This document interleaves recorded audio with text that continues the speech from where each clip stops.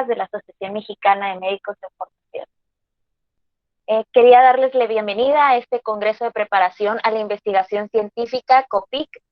COPIC es un protocolo de SCOM que muy pocos comités locales han podido realizar por su complejidad, pero pues qué mejor comité que Alemudem para realizarlo. La actual pandemia nos ha hecho ver la importancia de la investigación. Hoy en día la investigación ya no es el futuro de la medicina, sino el presente. Y es por eso que como estudiantes de medicina debemos informarnos más al respecto. La investigación es importante para la cobertura universal de la salud y el progreso de la sociedad. Los estudiantes de medicina de todo México deberían de tener acceso a la investigación y educación en su metodología durante sus estudios de pregrado, bajo la guía adecuada de tutores experimentados. Estos deben de seguir prácticas éticas y también ver beneficios versus daño.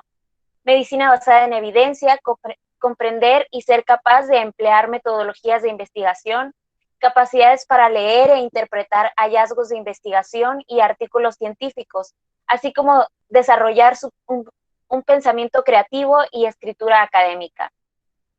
Estas son habilidades importantes que como futuros profesionales de la salud debemos de tener, tan importantes como saber fisiología, como saber patología o como saber propedéutica. Además de las excelentes ponencias, me dio mucho gusto ver el propósito de este congreso, ayudar a una persona que lo necesita, lo cual es el propósito principal de la investigación, ayudar a otras personas.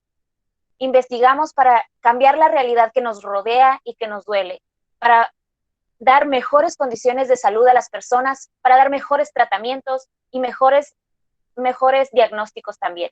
¿Qué investigamos? ¿Para qué? ¿Para quién? ¿Con quién? ¿Cómo? ¿Y cómo difundimos sus resultados? Son decisiones que reflejan nuestra visión de qué queremos cambiar y hacia dónde queremos ir, y con ello nuestra visión de sociedad. Está en nuestras manos aportar una idea para dar mejores condiciones de salud, para una mejor sociedad. Y también está en nuestras manos pensar en formas de difundir los resultados de nuestro trabajo que contribuya con ello. Toda esta semana podrán empaparse de temas importantes en la investigación biomédica. Podrán ver personas que han podido triunfar en el área. Mi recomendación es que lo aprovechen, lo disfruten, vean la investigación como lo que realmente es, la mejor herramienta para realizar un cambio tangible en materia de salud en nuestra sociedad. Y finalmente me gustaría terminar esta apertura al Congreso con unas cifras que arroja la IFMSA en su postura sobre Access to Research and Research Education. El 51% de la producción de investigación global se deriva de solo la Unión Europea y los Estados Unidos, mientras que solo representan aproximadamente el 11.3% de la población mundial. Por lo tanto, se destacan las graves discrepancias en el acceso y los recursos a la investigación. Yo les propongo cambiar esta cifra. Hay que ser el futuro de México y hay que ser el futuro de la medicina. Les mando un fuerte abrazo desde la Ciudad del Sol, Hermosillo, Sonora, y sin más, los dejo disfrutar de este congreso. Muchas gracias.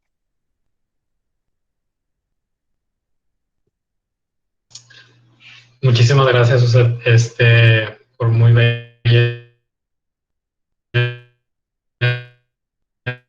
y muy también motivada introducción.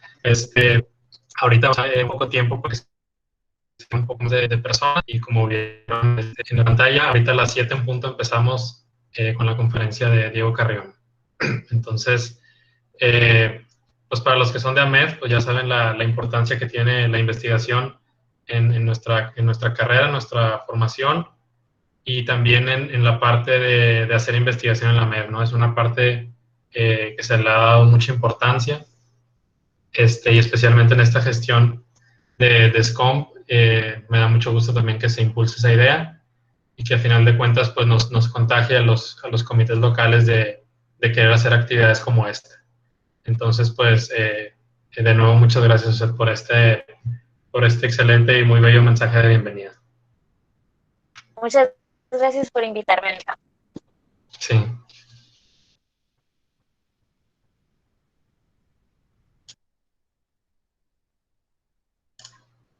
Hay algo muy importante. Ahorita, en lo que empieza la conferencia, van a ver ustedes que en la parte superior izquierda aparece una leyenda que dice grabando. Entonces, para que su asistencia quede registrada, ahorita pongan su nombre, el nombre completo. Sí, su nombre, el nombre completo y su correo que pusieron en el registro para que quede grabado también en el expediente. Entonces, en lo que empieza la conferencia, pues vayan poniendo eso, por favor, para que se les dé su constancia.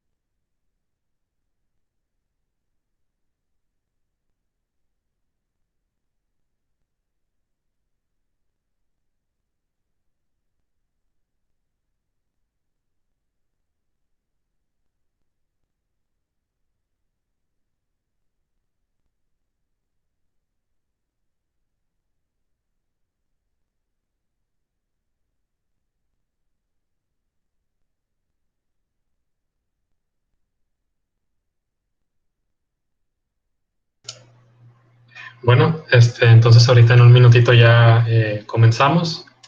Y nada más para comentarles que cuando ya empiece a platicar el ponente, en el caso de esta conferencia, y en las demás también, en la que va a haber los demás días, regístrense, o sea, registren su nombre y su mail antes de que empiece la conferencia o ya hasta después de que termine el ponente su conferencia y las preguntas y respuestas también, para no distraer la atención. Como quiera, yo voy a dejar la grabación unos 5 minutos después de cada plática, de que se termine, para que ustedes alcancen a registrarse, ¿vale? Entonces, pues ahorita ya va a empezar la conferencia, entonces pues le damos la bienvenida a Diego Carrión. Es estudiante de medicina de la Universidad de Monterrey, va a empezar el internado de pregrado. Además es emprendedor social e investigador. Ha participado Ok, perfecto. en iniciativas como Sí, súper Small bien. Vision Project, Ashoka y Millennium. Es fundador de Future Education, una startup enfocada a desarrollar habilidades básicas para los médicos del futuro, desde empatía hasta lectura crítica de artículos científicos. Con dicha startup ganó el premio al emprendimiento Pathway. Su producción académica 2018-2020 consta de 8 artículos publicados en revistas indizadas como Salud Pública de México y Biology of Sex Differences, así como también el International Journal of Medical Students y Cambridge Medical Journal. También ha expuesto 5 pósters en congresos nacionales e internacionales. Y su investigación está enfocada hacia las líneas de salud pública, enfermedades infecciosas y educación médica. Entonces, sin más por el momento, le damos la más cordial bienvenida y es un placer que esté aquí con nosotros, Diego Carrión. ¿Qué onda? Creo que te interrumpí hace ratito. Una disculpa. No sé si pueden ver ahí bien la pantalla. Si la pueden ver, pónganme que sí en el chat o pónganme una carita feliz o lo que gusten. Ok, perfecto. Bueno, pues ya me presentaron un poquito más impresionante el currículum y quiero hablarles de cómo es la investigación como estudiantes de medicina. Esa es una PPT que quizás no va a ser tan formal como se lo están imaginando. Y entonces, un poquito para empezar, pues darles la bienvenida a lo que va a ser esta pequeña plática. Vamos a tener una hora, voy a tratar de irme un poco rápido porque me interesa tener un tiempo al final para tratar de responder sus dudas un poquito más concretas.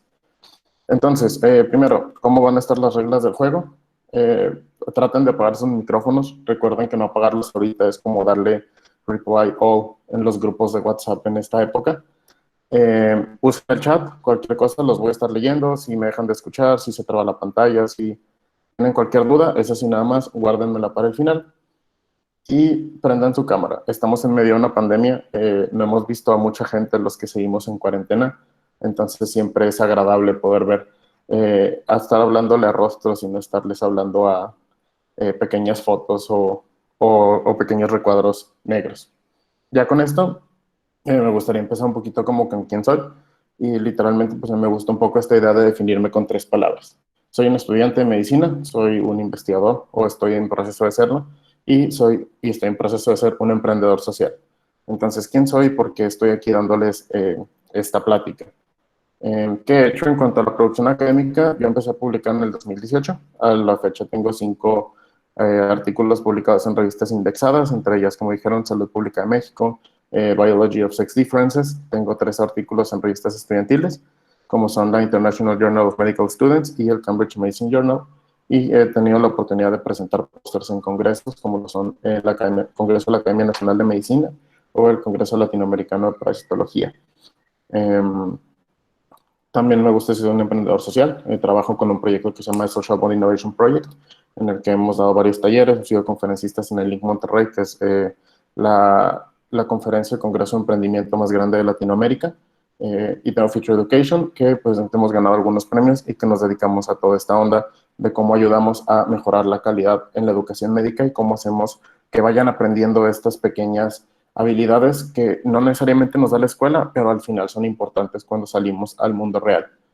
Trabajé un tiempo en Ashoka como consejero de un consejo estudiantil para hacer un congreso importante y soy miembro de la red de jóvenes de Ashoka. Y fui un Millennium Fellow en el 2019. Es una como pequeña certificación que nos da la ONU para agentes de cambio y emprendedores sociales. Y como dijeron, ¿qué hago en investigación? Trabajo más que nada en micosis, trabajo en microbiología ahorita, estamos trabajando con Akkermansia. Me interesa especializarme en salud pública, orientado hacia salud pública en enfermedades infecciosas y en educación médica. Pero ahora sí, vamos a darle un poquito más a esto. Entonces, me gustaría preguntarles a ustedes si alguno de ustedes ha tenido ya alguna experiencia trabajando en un protocolo de investigación, publicando algo, quizás, no sé, si ya tuvieron algo, pueden poner de que una carita feliz en el chat. Si no han tenido nada, pueden poner una carita triste en el chat, para darme una idea de más o menos qué llevan. Ok, estoy viendo más caritas tristes que caritas felices. Ok, perfecto. Y supongo que todos están aquí porque pues tienen algún interés o algunas dudas en cómo publicar o cómo avanzar. Si tienen interés en ver cómo pueden publicar en su internado, pongan una carita feliz, y si no, pues pongan una carita enojada, una carita así como que no sabe qué está haciendo. Ok, perfecto. Bien, esto es para darme una idea más o menos de en dónde estamos y empezar a trabajar desde ahí. Entonces, pues empezamos con esta primera pregunta, ¿no? Que es como de las más importantes, y es ¿por qué investigar? ¿Qué hacemos o por qué vale la pena estar investigando? Tratando de abarcar esto, lo he dividido en beneficios, según me habían también ayudado en SCOMP, en todos los beneficios que hay. Pero para mí es una palabra, es trascender. No sé si ustedes han escuchado por ahí, pero hay como un dicho, refrán, cosa, que normalmente dice que hay tres cosas que debe hacer un médico, que una es enseñar, ser maestro, la otra es publicar y contribuir al conocimiento, y la otra es pues, ser médico y curar a la gente. Entonces muchas veces a muchos de los doctores se nos olvida que tenemos también como esta misión de enseñar y de dar los conocimientos que nosotros vayamos aprendiendo y que vayamos aplicando. Entonces, hablando de beneficios a nivel académico, ¿en qué te ayuda a investigar así académicamente en tus notas? Primero, te ayuda a comprender temas. No sé si ustedes sepan, pero por ejemplo, los libros de la edición más actualizada normalmente ya vienen desfasados 3, 4 años, dependiendo del tiempo del proceso de editorial y de publicación. Entonces, la información más actualizada siempre va a estar en los artículos. Y no digo que se la pasen leyendo artículos y no lean las bases en el libro, pero para algunas cosas, como pueden ser las guías del American Heart Association, las guías del American Diabetes Association, es mejor estar leyendo las guías a estar leyendo lo que dice el libro, que está un poco desactualizado. Otra cosa que, por ejemplo, he descubierto son unas stat pearls en PubMed. Esas cosas son términos generales muy resumidos que les pueden servir para entender los conceptos en un principio. Entonces, les ayuda a comprender un poco más los temas. También les ayuda con el hábito de la lectura, es decir, se van acostumbrando a tener que leer. Y les va a ayudar a la hora de hacer trabajos finales, porque entre más pronto dominen leer, comprender los artículos, más rápido pueden hacer monografías, pueden hacer presentaciones, eso es lo que se les vaya presentando. Entonces, eso es desde el lado académico. Estas, por ejemplo, las que están arriba a su izquierda, son las pequeñas stat pearls que pueden buscar en PubMed, y traen así información muy concisa de cualquier tema que estén buscando. Hay de casi todos los temas y les sirve como algo muy general. Y abajo está, por ejemplo, un ejemplo de una review del 2017 en el Blood Cancer Journal acerca de la leucemia linfoblástica aguda. Entonces, esta clase de artículos les puede ir sirviendo para entender o para hacer presentaciones con mejor calidad que si solo se basan en los libros. Ahora, hay otra cosa que supongo que todos, ¿alguno de ustedes había escuchado de este congreso antes? Yo sé que en la UDEM lo estuvieron promocionando un tiempo. Si habían escuchado que sí, pues pongan que sí, si no, pues pongan que no.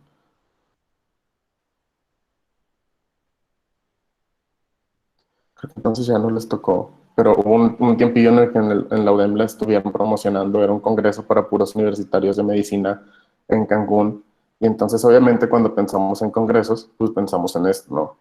Una sala, todos así acomodaditos, formales, escuchando a alguien. Pero pues también pensamos en esta otra parte, ¿no? ¿Qué es lo que pasa después de que salimos de esa sala y estás con todos los demás y es pura fiesta, como dice Olga Sofía en el chat? hay muchos que también vinculamos esta parte de los congresos, de qué haces después del congreso. Y la verdad es que también esa fiesta después de los congresos tiene su razón de ser. Entonces, ¿qué experiencias ustedes pueden generar al trabajar en investigación? Una, presentar los pósters, que puede ser desde en congresos locales hasta congresos internacionales, y eso les sirve para empezar a conectar con otras personas. Otra es precisamente ir a los congresos. Ahora, los congresos, lo ideal es que haya un buen balance entre lo que van a aprender y que tengan un tiempo quizás de ir a fiestas. Yo he ido a algunos congresos que no son de medicina, son de emprendimiento, pero normalmente tienes de que una noche en la que puedes ir a un bar y conectar con otras personas, ¿no? Conectar con otros investigadores, con médicos, y eso también es una experiencia muy padre.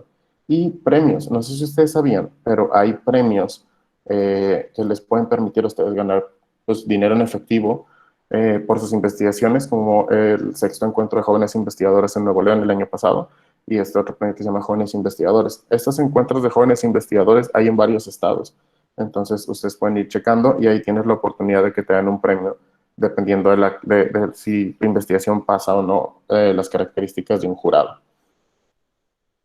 Ahora, en cuanto a habilidades, todo esto que nosotros conocemos como soft skills, eh, esto es más en lo que te va ayudando. Entonces, primero, la lectura crítica. Entre ustedes más vayan leyendo, más van a poder aprender. Uno, cuáles son los artículos que están bien hechos. No sé, por ejemplo, si recuerdan este infame artículo de Andrew Wakefield acerca de las vacunas y el autismo. Una vez que se relee y se ve la metodología, te puedes dar cuenta que había cosas un poco extrañas ahí, que ya después analizándolas te das cuenta que por eso sacó los resultados que tenía, ¿no? La otra es la comprensión de conceptos. Entre más vayamos leyendo, más fácil es que entendamos algunas cosas. Y otra cosa de la lectura crítica son los niveles de evidencia. Entonces, no es lo mismo un caso clínico en cuanto a evidencia que un metaanálisis. En un caso clínico, por ejemplo, normalmente resumen una experiencia individual que alguien vivió en un hospital y que se le hizo padre y que fue algo extraño, fue un nuevo método diagnóstico o un caso atípico, pero eso es como una experiencia documentada comparada con artículos que ya están un poquito más grandes, como por ejemplo una revisión sistemática en la que tomas todos los artículos de PubMed, los metes a un paper y tratas de analizar coincidencias y diferencias entre ellos. O un metaanálisis, que los metaanálisis se utilizan mucho cuando están haciendo clinical trials para medicamentos. Un metaanálisis, tú agarras toda la información disponible, la metes en un artículo y después le aplicas pruebas estadísticas para ver si la P es o no válida y si obviamente el estudio tiene o no validez. Entonces, conforme vamos aprendiendo, conforme vamos leyendo, vamos viendo más cosas, más vamos dando cuenta de que no es lo mismo los distintos niveles de evidencia y que es probablemente algo que van a volver a tocar durante a lo largo de este congreso. Son de esas cosas que se van a estar mencionando una y otra vez. Y lo otro es la creatividad, es decir, entre más lees, más buscas aprender, más buscas generar, y entre más vas conociendo, más te va saliendo la duda de, es que, ¿qué tal si esto es así? ¿O qué tal si yo me muevo para hacer esto? ¿O qué tal si yo ya entendí este concepto, pero por qué es así? ¿Por qué no puede ser así? Entonces, esos son los beneficios en cuanto a habilidades. Y el beneficio a nivel laboral, se los voy a resumir en esta imagen, ¿no? O sea, es el network, es la cantidad de gente con la que puedes conectar, es las personas con las que puedes ir contactando, etc. En laboral, ahí es como que más esa parte. Entonces ustedes me van a decir, de que no, pues está muy padre, ¿no? Todos estos beneficios, pero yo quiero ser un clínico, quiero ser un ginecólogo, no me interesa estar quizás encerrado en un laboratorio viendo cepas de hongos o de bacterias todo el día, me interesa ejercer. Entonces, ¿cuál es el beneficio que tenemos nosotros en el ámbito clínico? Primero, un tratamiento más actualizado, ¿no? Es decir, nuevos medicamentos, nuevos métodos diagnósticos, y si no es ver lo mejor que tenemos, es algo que, por ejemplo, estamos viviendo ahorita en medio de la pandemia del COVID, que sí funciona la hidroxicloroquina, que no funciona, que la ivermectina, el rituximab, me parece, el plasma convaleciente, incluso el uso de mascarillas en espacios públicos. En un principio no había evidencia suficiente, ahora ya hay evidencia suficiente. Entonces, la práctica de lo que vamos haciendo va cambiando dependiendo de los métodos y de las terapéuticas que se van publicando. Y hay algo muy importante aquí, que es compartir lo que hacemos. es obvio que, por ejemplo, en algunos lugares de México, cuando trabajamos en el Seguro Social, cuando trabajamos en el ISSSTE, en Secretaría de Salud, quizás no tenemos los mismos recursos que tiene un laboratorio, un hospital privado en Estados Unidos, ¿no? Un hospital privado en Canadá, en Europa. Entonces, aquí es muy importante entender que lo que muchos médicos hacen aquí en el país y en toda Latinoamérica, que es hacer y salvar vidas con poco material, es algo que merece ser publicado y que en ocasiones resulta que es, si tú no tienes el tratamiento más actualizado, pero tienes esto, puedes maniobrarlo de tal manera, es decir, sabemos que, por ejemplo, en Estados Unidos hay un montón de clinical trials de medicamentos nuevos, medicamentos biológicos para nuevas enfermedades, pero aquí es quizás importante recalcar de que se pueden hacer combinaciones de medicamentos, se pueden hacer otro tipo de investigación clínica, si queremos verlo así, que también tiene mucho valor y que ayuda cuando tú no puedes estar como hospital o como persona incluso estar comparando los medicamentos de 15,000, 40,000 pesos por dosis, ¿no? Y lo otro es el conocimiento. Había un doctor que nos decía mucho de que no se puede diagnosticar lo que no se sabe, o sea, los ojos no pueden ver lo que la mente no conoce. Y especialmente cuando estamos trabajando en pandemias, epidemias, en crisis sanitarias, en literalmente lo que estamos viviendo ahorita, de las cosas más importantes es este conocimiento, ¿no? Entonces, va un poco de la mano de lo que les decía el tratamiento más actualizado. El ir conociendo cómo funciona la enfermedad, por ejemplo, en este caso el COVID, cuál es el mecanismo de acción, cuáles son las zonas que afecta, que ya no nada más hay manifestaciones respiratorias, hay manifestaciones cutáneas, hay manifestaciones oftálmicas, hay un espectro de otras cosas como la anosmia, como perder el sentido del gusto. O sea, todo este nuevo conocimiento que se va generando en investigación y que se va juntando y es lo que nos está ido ayudando a caracterizar la enfermedad. Y entonces lo que en un momento era que te decían de que si tienes cefalea, tos seca, cansancio, te quedes en tu casa, ¿no? Y ahorita te dicen de que no, ¿sabes qué? Es que si también tienes anosmia, si tienes pérdida del sentido del gusto, si tienes algunas manifestaciones dermatológicas, tipo urticaria en la piel, si llegas a tener un accidente cerebrovascular siendo joven, puede ser COVID. Entonces, esto nos ha ido ayudando a caracterizar la enfermedad, poder conocer qué personas tienen, quiénes lo tienen, aislarlas mejor. Y obviamente aquí, o sea, esta pandemia es como el ejemplo perfecto de cómo la investigación en el campo clínico, cómo toda esta generación de conocimiento nos va ayudando a cambiar las reglas de juego y a poder ir sacando medicamento más efectivo, diagnósticos más efectivos, incluso medidas de salud pública y de higiene que son más efectivas. Entonces, eso es por la parte clínica. Y bueno, hablando un poquito más ya de lo que nos toca más cercano, o sea, es el internado y la residencia. ¿Algunos de ustedes saben cuál es el logo que está en la parte de aquí abajito? Bueno, creo que ahí dice, pero ¿de qué hospital es? Sí, sí saben de cuál es, pueden comentar en el chat. Si saben de dónde es ese loguito. Si no, pongan de que no sé o algo así.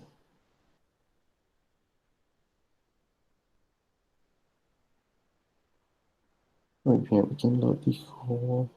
Adrián Lugo, creo que fue el primero en decirlo.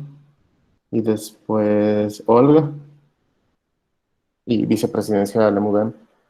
Entonces, ya sí hay varios que lo saben. Sí, precisamente es el Instituto Nacional de Nutrición, el Salvador Subirán. Es un hospital que está en México. Y ellos dan la oportunidad de ir con ellos a hacer el internado. Pero tienes que tener un cierto promedio y te piden en la misma convocatoria que tengas un artículo publicado en proceso o estar en un proyecto de investigación y que sea comprobable, etcétera. Entonces, hay ciertas plazas como ellos que te exigen o que te piden, que te dan preferencia este, si tienes investigación.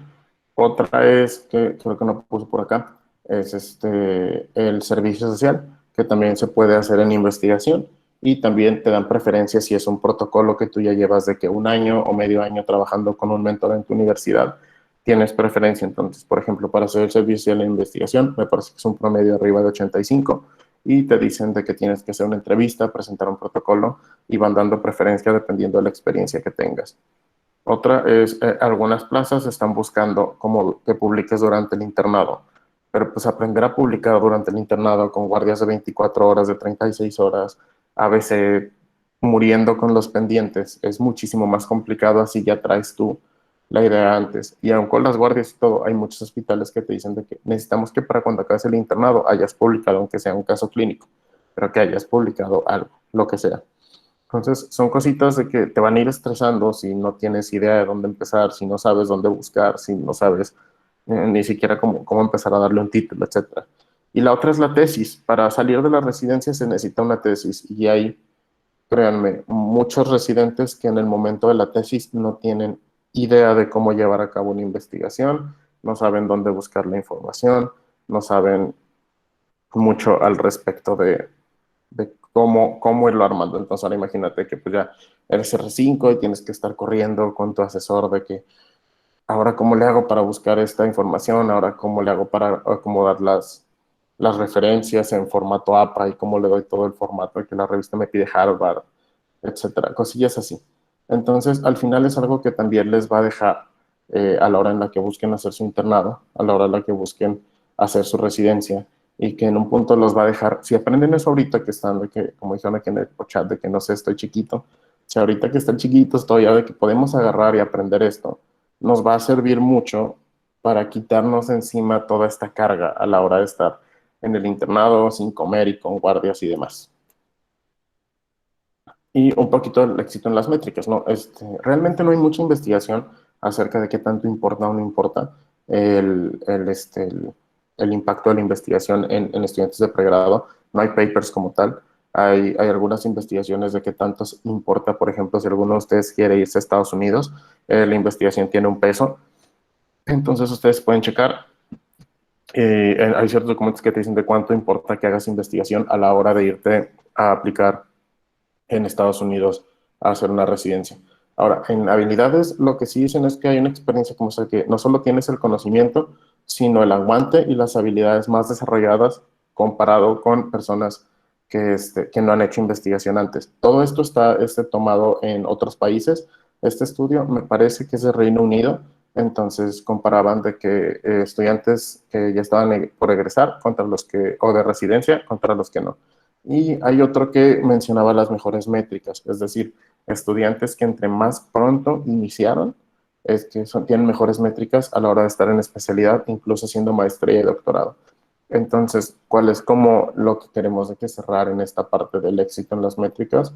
Es como muy sencillo, ¿no? Entre más temprano se puedan empezar a publicar, más temprano puedan empezar a conocer y a meterse a las cosas, va a ser muchísimo mejor para los métodos de publicación que van a hacer. Y aquí si me quiero extender un poquito más es de que ¿a quién le sirve? ¿No? ¿Le sirve al país? ¿Le sirve a mi universidad? ¿Me sirve a mí? Que era lo que les comentaba un poco antes. Realmente nosotros como médicos tenemos la obligación de investigar y de compartir el conocimiento de lo que nosotros aplicamos con el resto del país y del mundo. ¿Y de qué sirve? Sirve de que si tú en tu hospital lograste hacer algún método que, por ejemplo, minimiza riesgos en alguna cirugía o cosas así, lo puedes compartir con los demás. Si encontraste un caso que puede derivar siendo de una nueva enfermedad, lo puedes compartir con los demás. Incluso cosas simples como un caso clínico de algo así, una situación extraña. Puede que alguien más en otro hospital del mundo le toque algo muy parecido, se meta a Google Scholar, busque, se encuentre tu caso, vea lo que hiciste, vea que te fue bien o que te fue mal, y a partir de ahí tome la conducta. Entonces, toda la investigación sirve, incluso la investigación así como les digo, de más bajo impacto como un caso clínico puede ayudar a salvar vidas en algún punto. Y obviamente entre más grande, pues es mayor el impacto, ¿no? A la hora de evaluar unos medicamentos, como por ejemplo lo que se está haciendo ahorita con la vacuna para el COVID, el impacto que va a tener si estas vacunas, tanto la Sputnik como la de Moderna, como la de AstraZeneca, pasan la prueba de la tercera fase y se logran distribuir y la cantidad de vidas que van a salvar. Entonces, muchas veces hacemos investigación y pues obviamente el primer paper que publicas pues jamás va a ser como un premio Nobel o te vamos a dar esta medalla o te vamos a dar algo. No te citan, o sea, y tú como que dices de que es que yo quería hacer esto para que la gente lo viera y lo compartiera. No, o sea, toda la investigación sirve.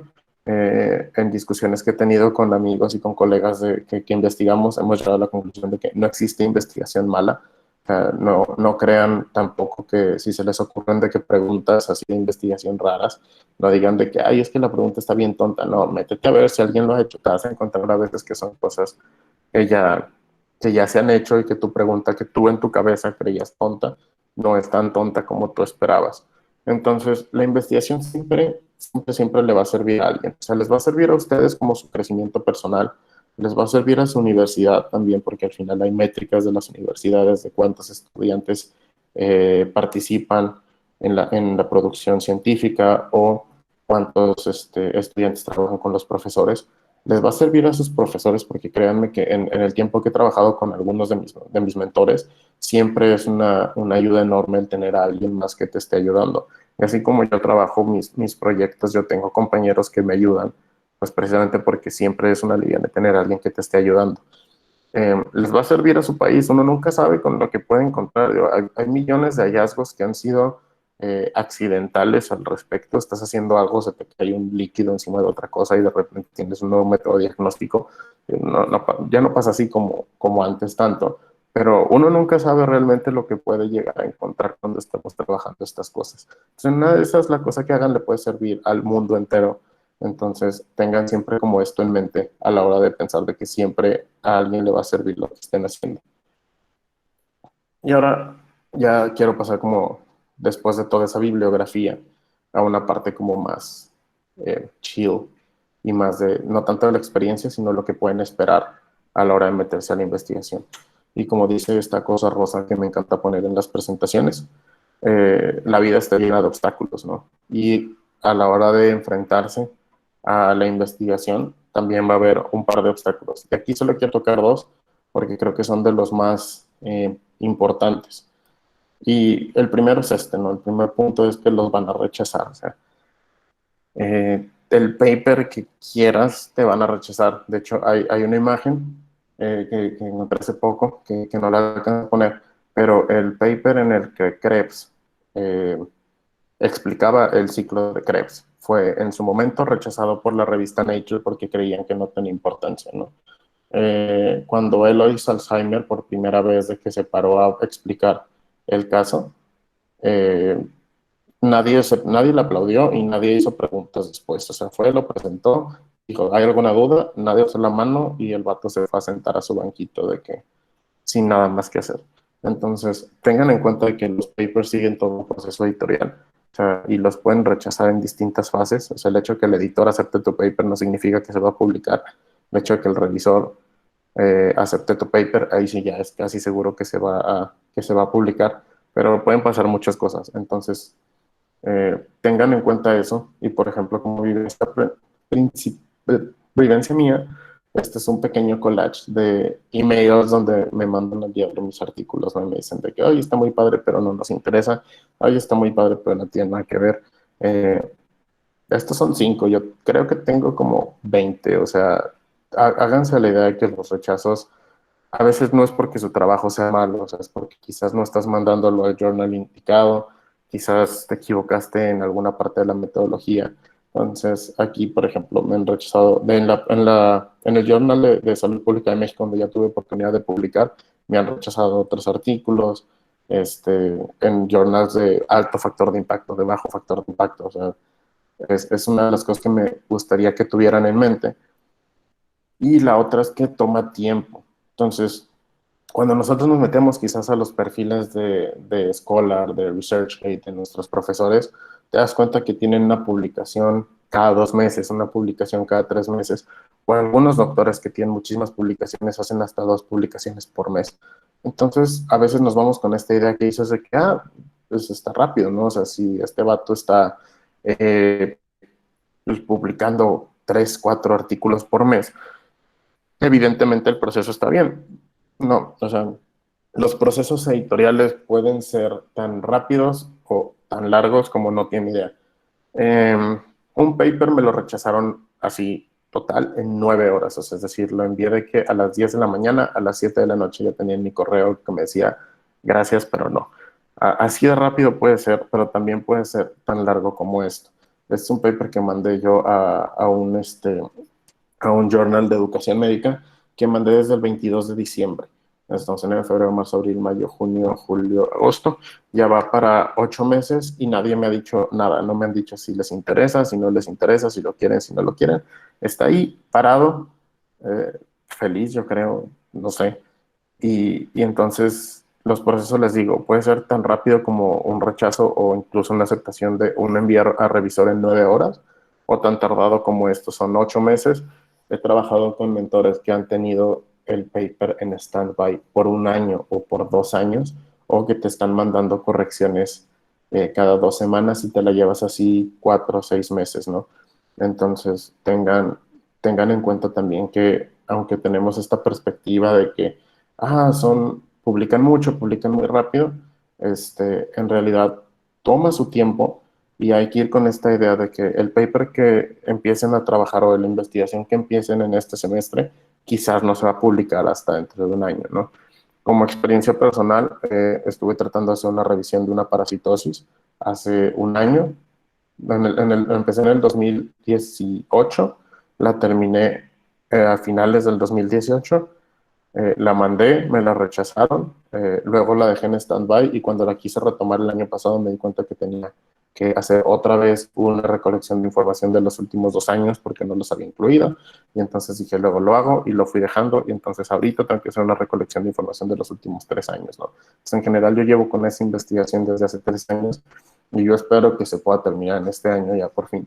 Pero así son más o menos los procesos, no son cosas tardadas, que no necesariamente es algo malo porque te deja de ir trabajando en varias cosas. Y si agarras un ritmo, como algunos de esos profesores, ya ustedes lo que están viendo reflejado es el esfuerzo de meses y meses de trabajo anterior. Pero pues no, todo es malo, ¿no? Entonces, ya un poquito para movernos hacia la parte de las preguntas, que es lo que a mí más me interesa tener con ustedes, les quiero dejar un par de tips. Y el primero es que escriban.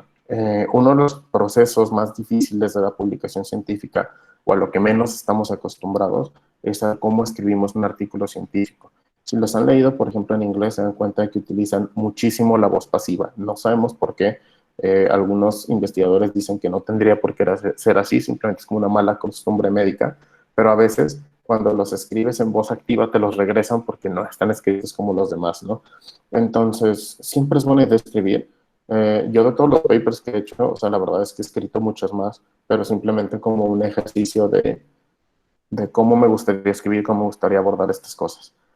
El siguiente es acérquense y pregúntenle a sus profesores. Si ustedes ya saben que tal o cual profesor hace investigación, tiene artículos publicados, le interesa trabajar ciertas cosas, pierdan el miedo, acércanle y díganle que profesor lo acabo de stalkear en Google Scholar y acabo de ver que tiene 40 publicaciones y a mí me interesa entrar a la investigación y quiero aprender. Siempre lleguen con esa buena onda de que quiero aprender, quiero ver cómo les puedo ayudar y cómo usted me puede enseñar. Entonces, tengan en cuenta otra cosa, la curva de aprendizaje aquí va a ser un poco tardada, pues tienen que aprender a hacer de que si van a trabajar en investigación básica, lo que quiera que el profesor esté haciendo, sea microbiología, sea parasitología, sea cultivos celulares, sea inmunistoquímica, trabajo con virus, trabajo con PCRs, biología molecular, etcétera, tienen que ir aprendiendo y a partir de ahí ya pueden empezar.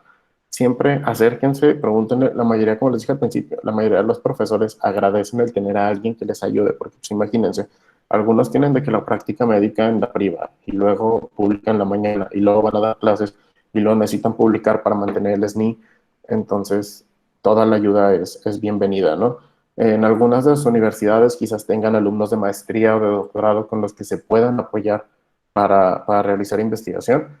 No es el caso que nosotros tenemos en la UDEM, entonces acérquense a sus profesores, acérquense a la gente de maestría, a la gente de doctorado que ya está más grande, díganles, me interesa la investigación, ¿cómo te puedo ayudar? O sea, si te ponen a ayudar, trata de hacerlo lo mejor que puedas y entiende también que a veces ellos están cansados y quizás no andan en el mejor mood, pero la mayoría les aseguro que siempre van a estar dispuestos a agarrarlas como ayudantes. Y la otra, como les decía, es que no te agüites. Como les decía, es que su primer paper se los van a rechazar. O sea, es casi un hecho. Tengo un amigo que acaba de mandar un paper de Alzheimer con métodos de tomografías y detecciones y cosas así, y lo rechazaron Entonces, no se dejen vencer, digo, al final es parte del proceso y como les digo, no es que esté mal, quizás hay cosas que mejorar, quizás simplemente no a la revista, pero para poder trabajar en investigación, que era algo que mencionaban las habilidades, se necesita mucha resiliencia, ¿no? Se necesita mucho aguante de que las cosas salgan mal. Eh, Alguna vez cuando estuve en un verano de investigación en el Centro Médico Nacional, en el Centro Nacional de Neurología en México, se contaminó un lote entero de células de cáncer que estaban de que cultivadas, ¿no? Dices, bueno, pues ni modo, es el trabajo de un mes, pero pues son cosas que pueden llegar a pasar y no puedes ponerte a llorar porque pues eso no va a descontaminar las células, ¿no? No tienes de otra más que pues agarrarle y volverlo a repetir. Entonces, siempre traten de no agüitarse, son cosas que pasan, no es bueno ni malo, nada más son cosas que pasan. Y otro, la satisfacción personal en el momento en el que ustedes llegan y ven este artículo publicado con su nombre así, o por ejemplo cuando los llegan a citar, son experiencias que dices de que, wow, o sea, hacen que todo el camino lleno de rechazos de paper, de que se te contaminó la muestra, de volver a hacer la estadística, de que no te daba el valor que querías, de que metiste mal un número en Excel, todo valga la pena en el momento en el que tú ves tu nombre en ese paper o ves de que tu paper citado en un mejor artículo, ¿no? Entonces, vale mucho la pena, pues este es creo que el punto más importante para mí, la satisfacción que sientan cuando publiquen su primer paper, ahí que cuando lo publiquen me avisan y me dicen de que, oye Diego, ¿sabes qué? Sí sentí, o me dicen de que, ¿sabes qué? Güey, estabas mal, no sentí ninguna satisfacción personal, solo estrés de que ya me lo rechazaron 40 veces, ¿no? Pero el poder ver esto, o sea, este nombre suyo, este paper publicado, el impacto que están haciendo, hace que todo el camino, por pesado que sea, valga mucho la pena.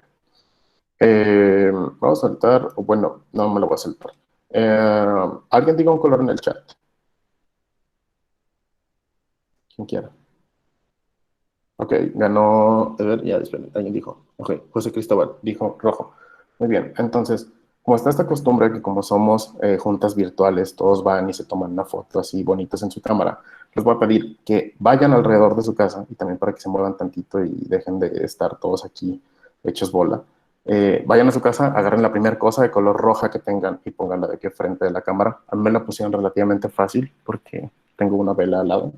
Entonces, no sé, tómense unos 10 segundos en ir a agarrar algo rojo y empiezo a ver de que Paulina tiene los audífonos, también estaba fácil. Daniel tiene un mouse que también estaba fácil.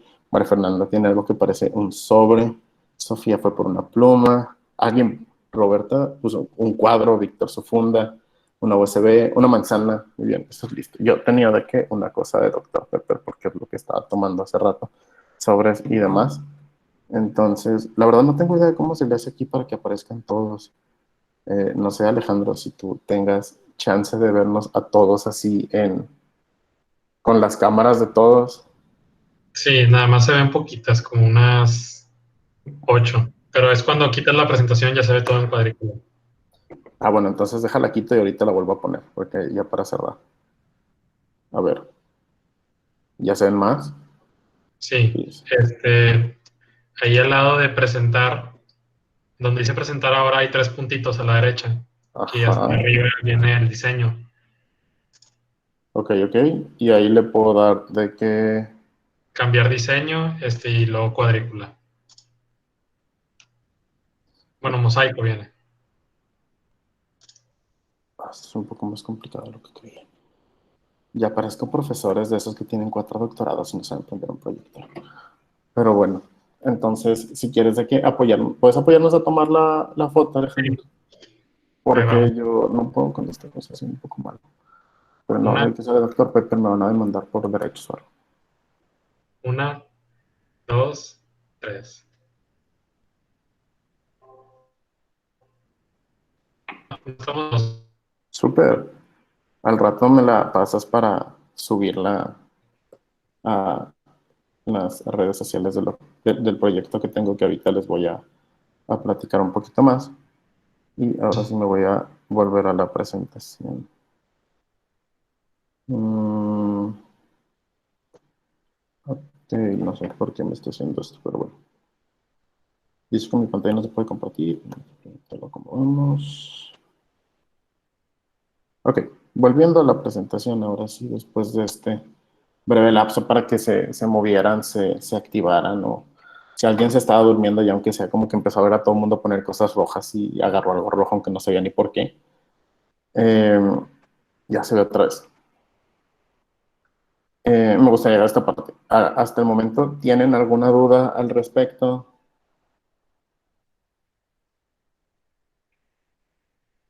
Nadie tiene dudas. Si tienen dudas, pueden de que ya sea escribirlas en el chat o silenciarse y preguntarla abiertamente.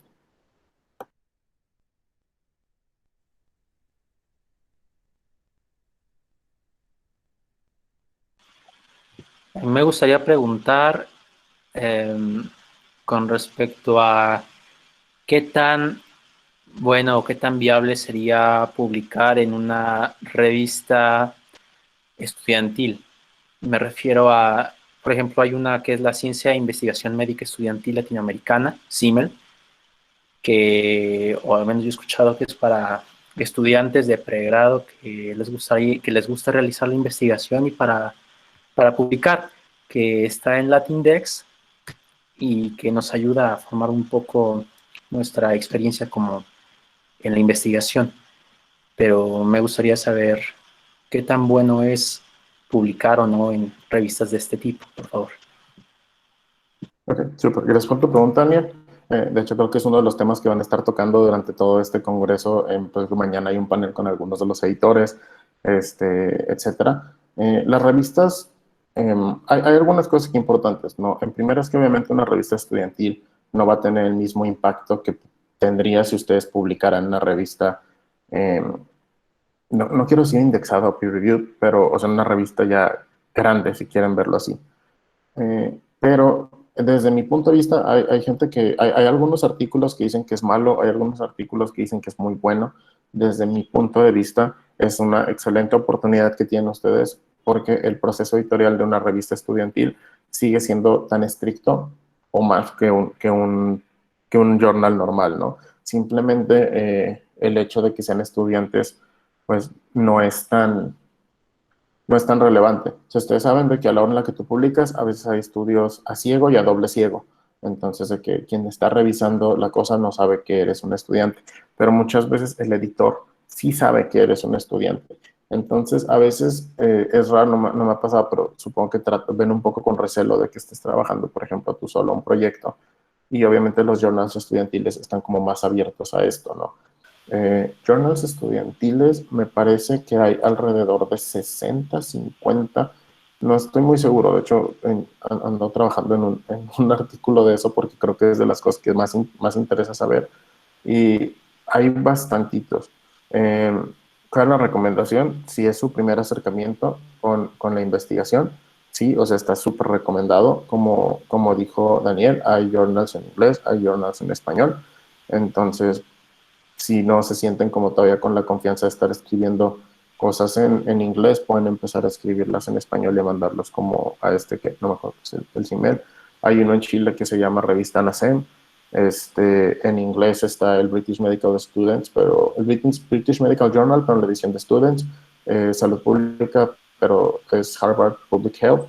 También el Cambridge Medicine Journal, el de Yale, el International Journal of Medical Students.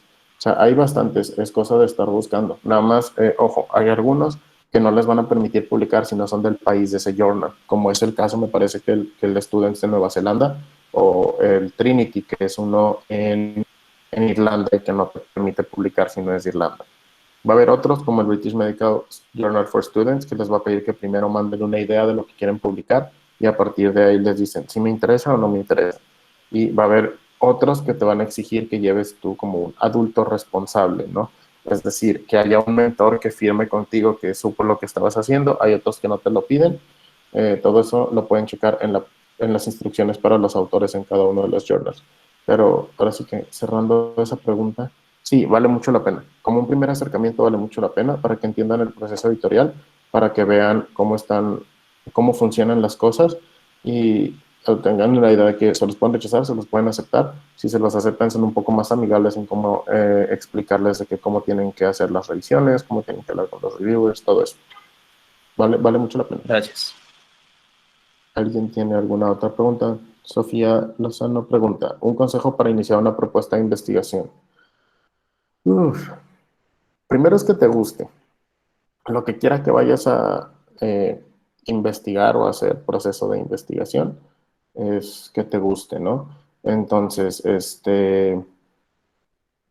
no sé muy bien como qué temas de que estés buscando o estés trabajando, pero por ejemplo, en mi caso, yo que trabajo enfermedades infecciosas, la primera propuesta de investigación que hice fue de la mano con él, ¿no? ¿Y qué pasa, doctora, si hacemos esto en vez de esto, ¿no? ¿O qué pasa si empezamos a trabajar para acá? La otra es más fácil o es más recomendable que como una primera experiencia, ustedes se unan a los protocolos de investigación que ya tienen los doctores con los que van a trabajar. Porque, porque a veces nosotros no tenemos como todo el conocimiento de cómo podemos de que cambiar algo. Ahora, hay muchas cosas que nosotros podemos hacer como un proceso, una propuesta de investigación como tranquila. Entonces, me acuerdo mucho que el año pasado en la universidad, para la clase de investigación o de métodos, no recuerdo muy bien, hubo un equipo que propuso medir la felicidad y la satisfacción personal en médicos de consultorios anexos a farmacias. Y eso, la verdad, es un tema bastante relevante, porque todos tenemos esta idea de que es gente que no puede ejercer y vive infeliz. Y los resultados fueron todo lo contrario. De hecho, tienen muchísima satisfacción personal y normalmente están conformes en estar ahí porque les pagan relativamente bien para el nivel de vida que están buscando y tienen tiempo para tener a sus familias. Muchos tienen práctica privada aparte, ¿no? Entonces, esa clase de protocolos, por ejemplo, digo, no necesitas de que tener eh, un, un chorro de cosas, no necesitas tener de que un laboratorio entero, pero son cosas con las que pueden ir trabajando. Espero haber respondido a tu pregunta o si no te hice más bolas. Eh, si no te la respondí, dime en el chat y la retomo después. Stephanie dice, desde Perú, qué cool. ¿Cómo puedo escoger un tema de investigación para que tenga éxito y no fracase en el proceso? En cuanto tengas tú como que tu tema, lee lo que hay al respecto, ¿no? Entonces, digo, a veces son cosas que ya han hecho o a veces son cosas que en nuestra mente suena muy bien, pero luego lo empiezas a buscar y dices de que ya se ha hecho y se demostró en contra, ¿no? Entonces, por ejemplo, tomando ahorita el COVID, hubo mucha gente que empezó a escribir y a meter protocolos para la ivermectina en hospitales y de repente les dijeron de que pues, la ivermectina no jala y todos esos protocolos se vinieron abajo y eran profesionales, así que llevan años de investigación, ¿no? Entonces, yo creo que lo más importante es que digo, agarres algo que te apasione y en cuanto tengas una idea, empieza a buscar en las bases de datos, en PubMed, en Scholar, en EBSCO, de qué es lo que ya hay ahorita, si se ha hecho, si no se ha hecho, e incluso si es algo que ya se ha hecho, ¿qué puedes hacer tú diferente? Quizás se hizo, por poner algo, todos los estudios que se trabajan con medicamentos o con cómo es la población. Sabes que es un estudio que ya hizo lo que yo quiero hacer, pero lo hicieron en Canadá. No han hecho nada en Latinoamérica y obviamente de que la genética, las comorbilidades, el sistema de salud, todo es diferente en Latinoamérica. Entonces, muchas veces son cosas que ya se han hecho, pero el tropicalizarlas aporta, como les había dicho, a nosotros. También espero haber respondido a tu pregunta. Ricardo, ¿cómo fue tu primer acercamiento a la investigación en la carrera? Literalmente llegué con una doctora que trabajaba en micro, bueno, mientras estaba ahí cursando micro, llegué en micro con la doctora Olga, le dije, doctora, me interesa investigar, ¿con qué le ayudo? Y me dijo, haz esto, y me enseñó a cuidar cepas de cromoblastomicosis, y a partir de ahí empecé a andar con ella. Por eso les digo de que acérquense con los profesores, de verdad, no muerden, están muy dispuestos a aceptar gente que les ayude y demás. José Cristóbal, ¿recomiendas iniciar con cartas al editor como papers? Sí, actually, sí, de hecho así empecé. Es de las cosas que más pueden ustedes hacer. Bueno, no sé si sepan lo que es una carta al editor. En general, una carta al editor es un texto breve que no debe de pasar de las 1000 palabras a lo mucho. Normalmente está entre 500 y 800. No necesitan investigar así detrás, sino necesitan redactar y pueden ser como puntos de vista, avances, cosas así. Entonces, por ejemplo, de las cartas del editor que yo publiqué en Salud Pública de México, eso fue lo que publicamos, una carta en la que exponíamos que cómo, a pesar de que la cromoblastomicosis, que es esta micosis que es capaz de hacer que pierdas brazos y piernas. Está clasificada como una de las enfermedades, una de las neglected tropical diseases, según la Organización Mundial de la Salud. No se le da la misma importancia que a otras neglected tropical diseases, ¿no? Entonces, como que es importante tener en mente que hay que cuidarla. Y así, y sumando a esta pregunta, hay un chorro de cosas que pueden publicar, ¿eh? Hay perspectivas. Nosotros llegamos el año pasado con una compañera en el International Journal of Medical Students a presentar una perspectiva de qué es cómo se vive la diabetes en un paciente que no tiene dinero para comprar agujas de insulina y que va al IMSS y el IMSS le dice de que, oye, es una excelente idea, cambia tu dieta y come salmón, ¿no? Y la persona apenas si tiene para comprar de qué tortillas y huevos. Entonces, como las recomendaciones de la AJA que te dicen de que lleva una dieta mediterránea, no siempre se aplican en un contexto latinoamericano, ¿no? Hay perspectivas, hay Edith Cartza Leitor, hay hasta poemas, hay algunos journals que aceptan poemas, pinturas. Conforme vayan viendo ustedes de que los journals hay de todo, o sea, les permiten muchísimas cosas. Pues no se vayan con la idea que tienen que hacer una investigación de 15 años para poder publicar, sino que pueden empezar, como bien dijo José Cristóbal, con estas pequeñas cosas. Cartas al editor, perspectivas, puntos de vista, etcétera. Es un muy buen primer acercamiento al respecto. Eh, ¿Alguien tiene alguna otra duda al respecto? A ver, ok, a ver, ¿algunas de tus publicaciones te han cobrado? No, porque soy pobre, literal. Como la universidad nos da un presupuesto, o sea, a los profesores con los que trabajo, pues el presupuesto se va en comprar material de laboratorio y no en comprar, en pagar por publicaciones. Eso que mencionas es súper, súper, súper, súper importante. Siempre que vayan a publicar algo, siempre métanse a la revista, vean las normas del autor, denle comando F y busquen fee, USD, precio, el signo de pesos, Open Access. Entonces, las revistas que son Open Access, en su mayoría, no todas, les van a decir que les van a cobrar para que todos puedan leer su artículo. ¿Cuánto les van a cobrar? Normalmente son hasta $1,200. O sea, es una cantidad absurda de dinero que yo creo que nadie tiene.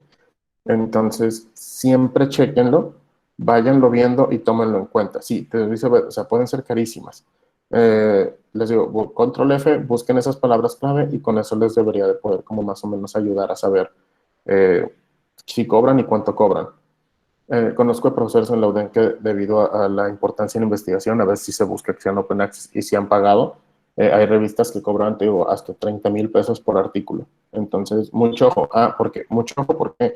Porque si la revista dice que cobra, ustedes no leyeron y mandan eso a la revista, legalmente están metidos en una bronca porque tienen que pagar, porque ya lo enviaron y porque ahora aceptaron que cobraban. Entonces, siempre búsquenlo 3, 4, 5 veces, todo el tiempo búsquenlo, porque ya que lo mandan, si la cuota no es sobre aceptación, sino sobre envío, olvídense. Se van a meter en una broncota. Y Jimena, para los que vamos empezando en la carrera, primer, segundo semestre, ¿cómo estaría bien empezar en el área de investigación? Empiecen acercándose a los profesores. La verdad es que está padre cuando yo empecé, o sea, en cuarto semestre, porque antes no tenía conocimiento de que esto existía, pero está bien porque van a ir aprendiendo, entonces les pueden dedicar como 6 meses, un año a entrenarlos en cómo hacer las cosas en los laboratorios y ya después, o sea, ustedes van a ser un apoyo durante lo que queda de la carrera, ¿no? Entonces, la recomendación es la misma, saben que están un poquito más chiquitos, pero de todos modos, pierdan el miedo y aviéntense con los profesores, díganle de que, doctor, le quiero, me interesa la investigación y me interesa trabajar en esto. Normalmente en los primeros años, pues van a trabajar muchas cosas en investigación básica, ¿no? Ya conforme vayan subiendo, pues ya va a haber más chance de ir a los hospitales, ver que hay protocolos, ver que hay casos clínicos interesantes. Los casos clínicos también son un buen artículo con el cual iniciar a, a publicar. Entonces, es lo mismo, pierden el miedo, te digo, la mayoría te entrenan un rato en cómo hacer las cosas y después ya tú solito le vas a ir dando, ustedes solitos van a ir dándole y el profesor va a estar muy agradecido de tener ya a alguien que entrenó desde chiquito y con quien ya puede después discutir más. Queremos que hagamos esto y queremos que hagas aquello. Quedan como 7 minutos, si quieren pongan otra, o si tienen otra hora la pueden poner. Le voy a avanzar un poquito la PPT también ya para ir cerrando. Y les quería decir, ¿qué es lo que yo hago en Future Education? ¿No? ¿Qué es lo que nosotros hacemos? Somos una empresa social Quiere decir que tenemos tratamos de resolver problemas en el mundo al mismo tiempo que tratamos de hacer que sea redituable. Y bueno, ahorita retomo al final tu pregunta, Ricardo. Y la idea de lo que hacemos es como el desarrollo de estas habilidades o el desarrollo de habilidades que normalmente la academia no te da, ¿no? Entonces, en la universidad te enseña muy bien esto de que es como diagnóstico y tratamiento, prevención, etcétera. Nosotros lo que también queremos enseñarte son habilidades blandas como la empatía, la comunicación efectiva, escucha activa, pero también partes de investigación, ¿no? Como es lectura crítica y cómo empezar a publicar. Entonces, parte de lo que hacemos son talleres, los cobramos porque tratamos de que el conocimiento al final tiene un precio. Entonces, si a alguien le interesa, en algún punto pueden buscarnos. Ahorita les dejo las redes. Vamos a estar dando un taller el 24 de este mes. Cuesta 100 pesos, pero por ser de que una invitación a SCOMP va a ser de que, o a este congreso, pueden poner de que 2 por 150. Ya adentro del post viene de que un formulario en el que se pueden registrar. Ahí ponen de que vengo de SCOMP y ahí viene de que la liga a Monipool. En este taller lo que nosotros hablamos un poquito de lo que les dije ahorita como tips, pero también qué programas pueden utilizar para buscar, cómo utilizar o qué referenciadores pueden utilizar como EndNote, etcétera. Herramientas, conceptos básicos y tips para iniciar la investigación. Si alguien está interesado, ahí después les dejo de que era el contacto. Y nada más para cerrar y para cerrar con la pregunta de Ricardo, que con ese acercamiento puede ser frenado en este semestre en línea. En algunas cosas sí, o sea, por ejemplo, ahorita mi producción o lo que yo trabajo con las doctoras, con el doctor Olga en cuanto a laboratorio en micro, está completamente parado porque pues no tenemos acceso al laboratorio, ¿no? Pero creo que también en medio de esta pandemia hay una muy buena oportunidad de que movamos un poco la investigación quizás de lo básico a cómo podemos trasladarlo a algunas otras cosas, ¿no? Hacer investigaciones, por ejemplo, no sé si algunos de los que están en la UDEM, hay una investigación en psicología que está corriendo ahorita en la que te preguntan cómo te has sentido y están tratando de caracterizar qué le pasó a los estudiantes durante la pandemia. Entonces, así que donde cierra una puerta, se abre otra, y ahorita hay varios investigadores que están moviéndose para ver de cómo podemos seguir trabajando o qué podemos publicar ahorita que estamos en el COVID. Entonces, puede que sí lo frene. Mi recomendación es la misma, de que no importa que el semestre sea en línea, síguete acercando. No sabemos si en algún punto van a permitir que se abran los laboratorios de las universidades, etcétera. Entonces, pues igual tú puedes de que tú dale y pregúntales. Perdón, lo que te dicen que el semestre no se puede, pero que después vayas. Y pues ya para cerrar, creo que es todo, Alejandro. Aquí están los datos. Pueden buscar el Instagram de Startup como FitReduct, el mío como Diego96C, creo, no me acuerdo. Y en ResearchGate estoy así. Si tienen cualquier duda, pueden mandarme un mensaje y yo feliz de respondérselas y tratar de orientarlos al respecto. Perfecto. Muchísimas gracias, Diego, la verdad, por acompañarnos el día de hoy y por esta excelente presentación y conferencia que nos diste. Y les recuerdo a los asistentes que ahorita, como está activada en su pantalla, en la parte superior izquierda, ven que dice grabando. Los que no alcanzaron a anotarse en el principio, pues háganlo ahorita, poniendo su nombre y el correo que pusieron en el registro. Y no se vayan, no se nos vayan, porque ahorita hay una sorpresa por parte de Daniel Torres, que es el recién Leo electo de Alemudem. Entonces, si son de este comité, les va a interesar muchísimo, porque va a estar repartiendo sorpresas muy especiales. Entonces, les repito, para los que no alcanzaron a escuchar, o en caso de que me haya trabado o algo, si no pusieron su nombre y correo para el registro, háganlo ahorita porque va a ser importante para la constancia. Y va a haber una sorpresa por parte de Scope. Entonces, quédense. Muchas gracias, Diego, de nuevo. Gracias por acompañarnos el día de hoy. Gracias a ustedes por la invitación. Igual ya saben de que cualquier cosa, de verdad, con toda confianza, mándennos mensaje. Trato en la medida de lo que sé o no sé de responderles al respecto. Gracias. Entonces, ahora sí te cedemos la palabra, Torres, para empezar esta sección de sorpresas de Scopely. Muchas gracias, Alex, y gracias a Diego por haber presentado esto. En serio, se lo agradecemos bastante. Y sí, como les dijo Alex, pues yo soy el nuevo presidente oficial local de un comité que apenas lo estamos abriendo aquí en Alemudem, que se llama SCOPI, que es el Comité Permanente de Intercambios Profesionales. Les voy a platicar un poquito de lo que es y luego va la sorpresa. Este comité se encarga de pues, intercambios profesionales, de rotaciones clínicas, te puedes ir a muchos lugares en el mundo, son intercambios bien padres, en serio, y pues por si les interesa formar parte de, súper bien. Y les voy a poner, si Alex me da permiso de proyectar, creo que necesito el permiso para presentar, si no ahorita lo intento. Sí, sí, dale. Creo que puedes presentar así normal. Ok, perfecto. Les voy a poner un Kahoot y a los primeros 2 lugares ganan puntos de intercambio por si se quieren ir. Entonces, sí, con todo gusto. Déjame, empiezo esto.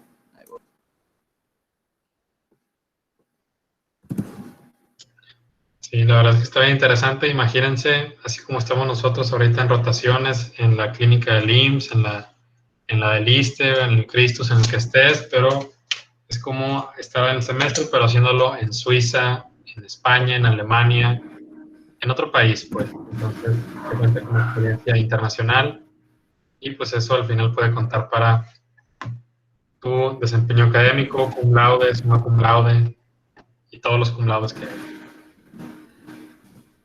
Sí. Si se quieren ir uniendo, ahorita vemos en cuántos lo corto, pero todos son bienvenidos.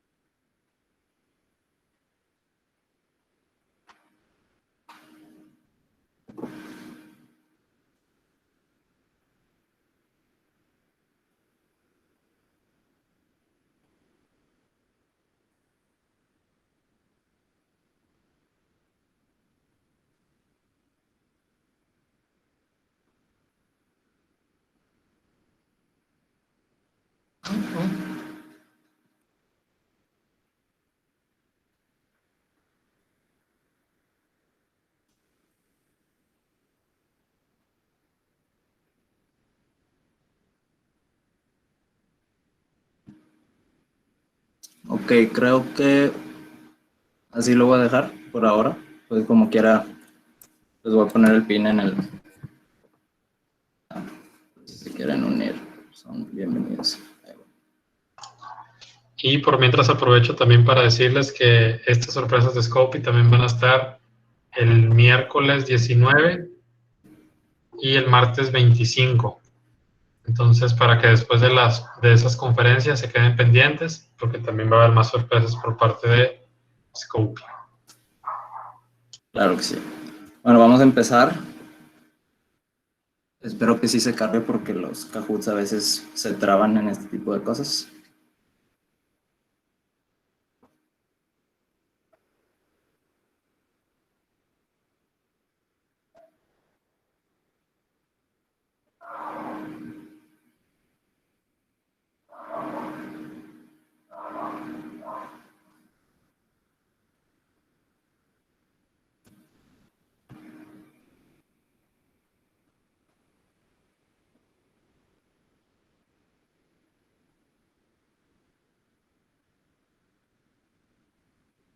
Perfecto.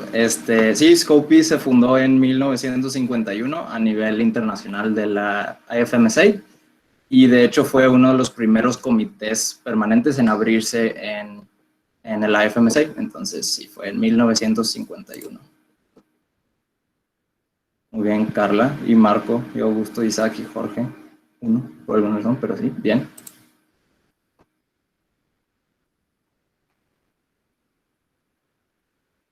Esto es a nivel mundial.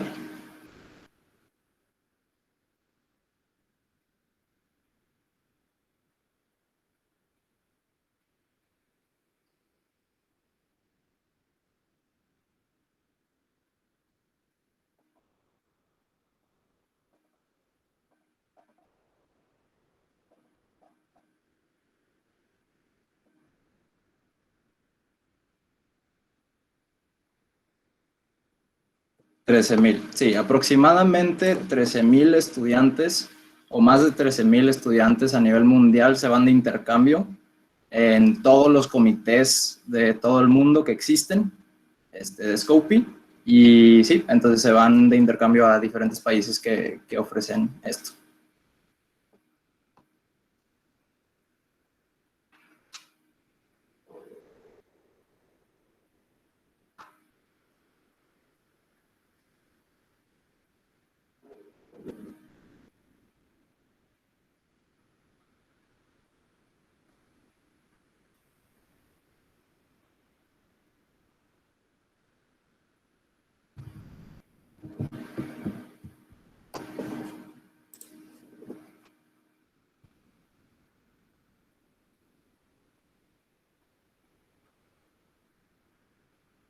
Sí, esto es verdad. Scopy a nivel mundial es el programa de movilidad médica, o sea, de intercambios médicos estudiantiles más grande en el mundo. O sea, para que se den una idea de a qué alcance tiene este comité, pues es el más grande de estudiantes de medicina en todo el mundo. Ahí está. Muy bien, Eric y Eva, que van en primero, segundo, y Carla. Muy bien, ustedes tres.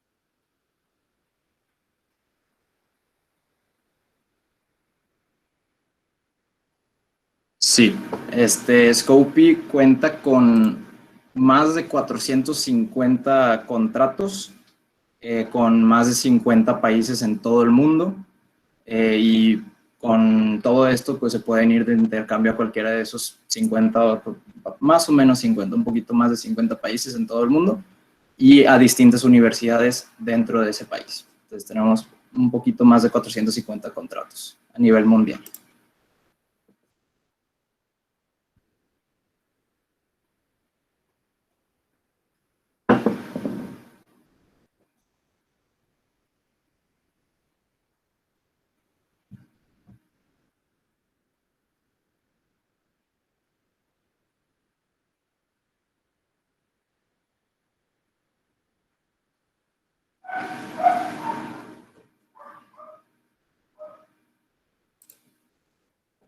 Entonces le escribí porque creo que nos quedamos en cuarentena.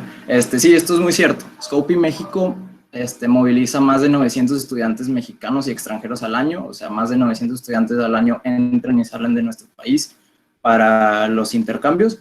Y bueno, creo que eso es spoiler para la siguiente pregunta, pero sí, o sea, tenemos más de 900 estudiantes anualmente. Muy bien, Eric y Maffer.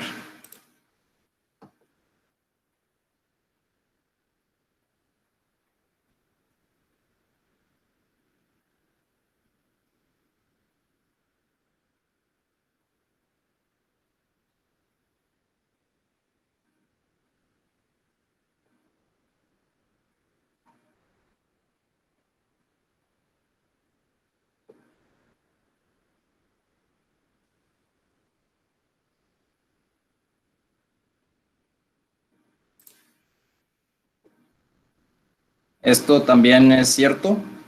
Scopy México es uno de los más populares en todo el mundo, o sea, muchos estudiantes de todo el mundo se quieren venir aquí a México y somos de los que más contratos tienen para salir también a diferentes países. Y de hecho aquí en México contamos con más de 30 comités locales, o sea, como el EMUDEM, activos de Scopy, en lo que las personas pues de todo el mundo pueden venir a visitar a México en este comité de intercambios. Marifer y Eric siguen bien por ustedes.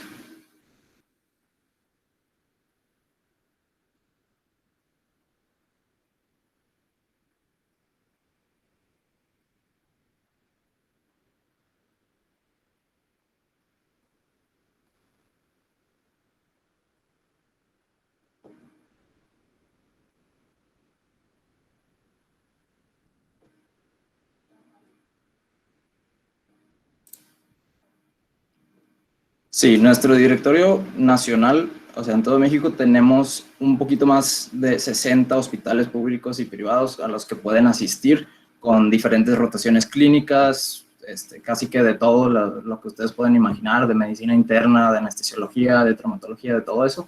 Y aquí dentro de México contamos con más de 60 hospitales públicos y privados.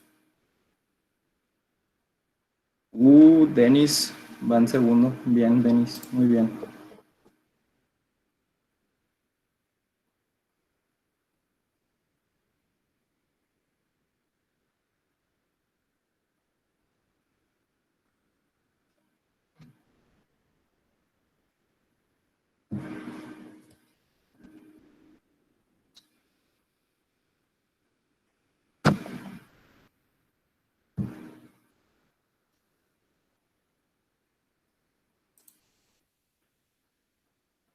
Sí, aquí dentro de Scopy México contamos con intercambios unilaterales y bilaterales. ¿A qué me refiero con esto? Pues los unilaterales son donde aquí de tu comité manda solo a una persona al extranjero, puede ser cualquiera de las opciones, y bilaterales son donde tú envías uno y ese país te envía una persona aquí a México. Entonces son los dos tipos de intercambios que existen dentro de Scopy. Bueno, pero estos son los más generales de unilateral y bilateral. Entonces sí, contamos con ambos. Y a ver, ¿quiénes se ganaron? PVT, quedaste en tercero, muy bien. Denis. Y Marifer. Quiero asumir que es Marifer de Nigris, ¿verdad? Muy bien a Denis y a Marifer, ustedes son los que se ganaron los puntos de intercambio. Si ahorita les paso el mail, pues si me pueden contactar para yo poder anotarlo y registrarlos, estaría súper bien. Y ya sería todo de mi parte. Si tienen alguna duda acerca del comité, les voy a poner mi mail aquí.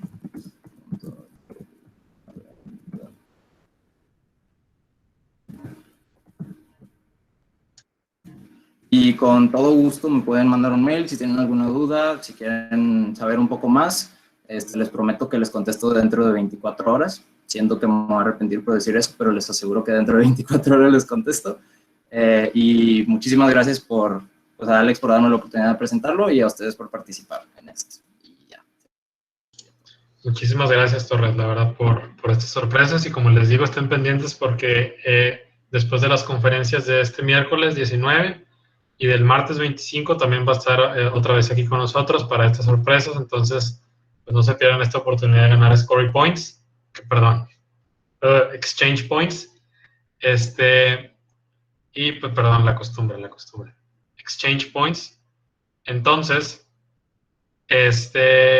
recuerden también, voy a dejar la grabación ahorita un par de minutos más, entonces, si no han puesto su nombre y su mail para el registro, anótenlo ya para que se quede registrado en el chat, si no es como si no hubieran venido. Entonces, pues, sería todo. Y si son de la Universidad de Monterrey y no son del EMUDEM, también les sirve que estén registrados ahorita y que participen porque si después deciden entrar, podemos ver la manera en la que sus 14 Scory Points y Exchange Points, si es que ganan alguno, se puedan, como digámoslo, acumular para que cuando ya sean miembros activos del EMUDEM, se hagan válidos. Entonces, no dejen pasar esta oportunidad porque son muchos puntos que no se ganan fácilmente. Entonces, pues bueno, ya damos por concluido el día de hoy y ahorita a las 8:15 voy a terminar la grabación, entonces, para que anoten su nombre si no lo han hecho. Y pues bueno, nos vemos mañana en la conferencia de mañana a las 7 en punto también con el doctor Alejandro Quiroga Garza. Va a ser una conferencia muy, muy padre también. Entonces, hasta mañana, nos vemos.